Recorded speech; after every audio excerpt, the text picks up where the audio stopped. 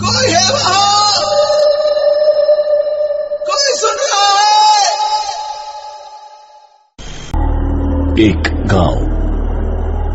उस गांव में बना एक पुराना कुआं और उस पुराने कुएं से जुड़ी कुछ धारणाएं जो ये बताती हैं कि उस कुएं में कुछ प्रेत आत्माओं का साया है।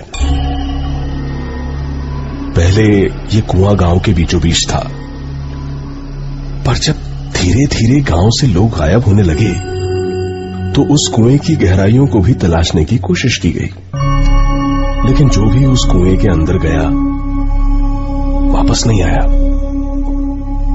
गांव वालों ने उस कुएं को पत्थर डालकर बंद भी करने की कोशिश की, पर अगली ही रात सारे पत्थर गांव वालों की छत पर गिरने लगे।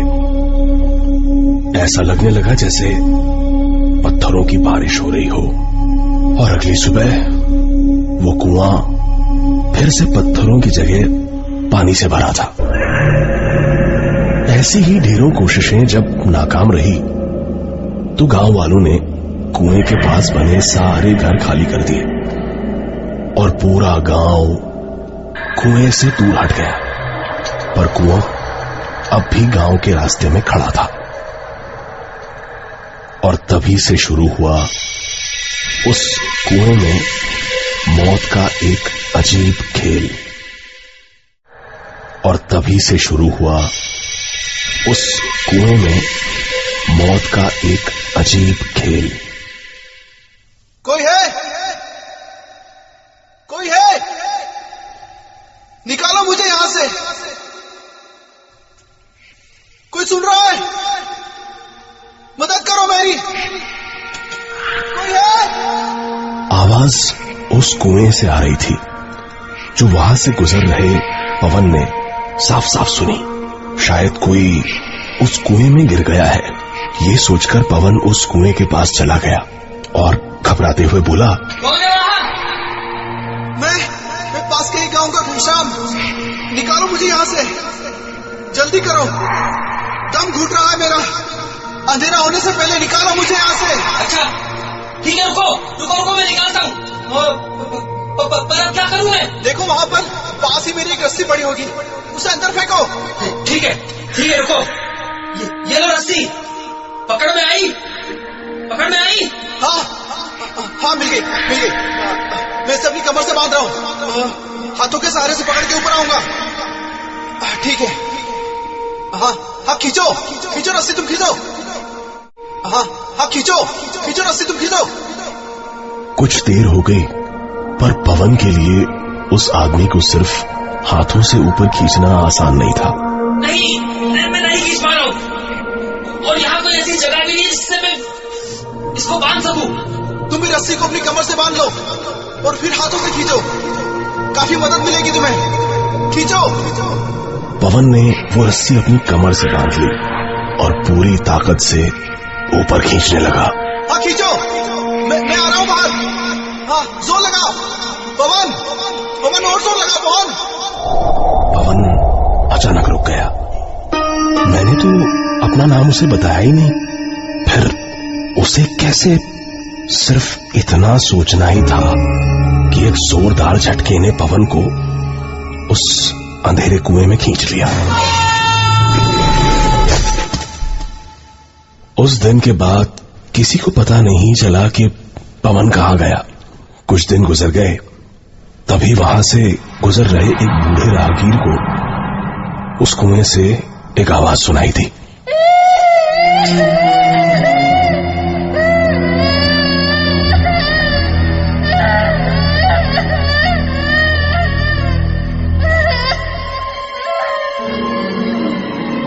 ये किसी बच्चे के रोने की आवाज थी।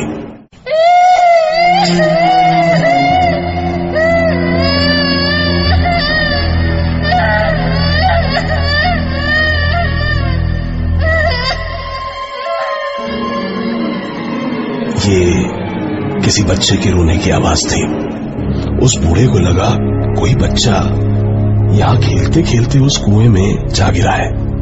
वो बूढ़ा इस कुएं की कहानियां जानता था इसलिए डरकर कुएं के पास ही खड़ा रहा और मदद के लिए किसी का इंतजार करने लगा।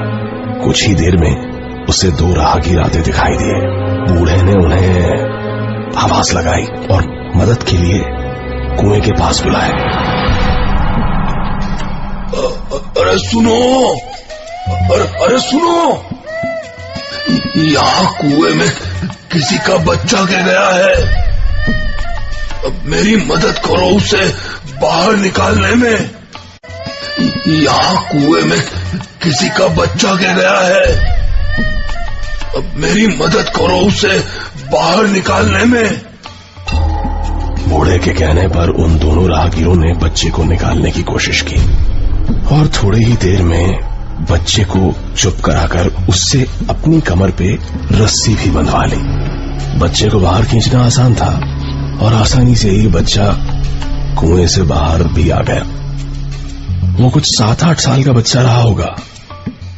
दोनों राहगीर और वो बूढ़ा खुश थे कि उन्होंने एक बच्चे की जान बचाई।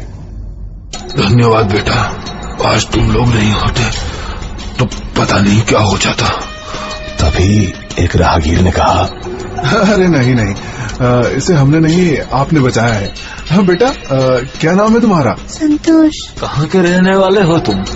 माँ कहाँ है तुम्हारी? माँ नहीं है। अच्छा, पर तुम्हारे बाबा तो होंगे ना बेटा, कहाँ हैं? उस बच्चे ने राहगीर को हंसते हुए देखा और उस बूढ़े की तरफ उंगली उठा दी